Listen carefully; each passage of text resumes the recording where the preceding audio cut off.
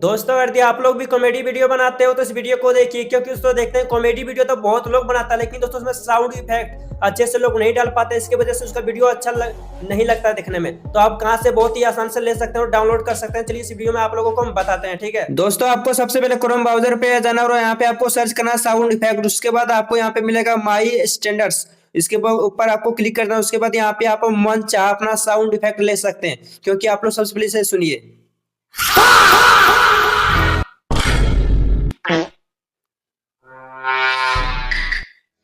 और ये और यहाँ से आप लोग बहुत ही आसान से डाउनलोड भी कर सकते हैं, देख सकते हैं आप लोग।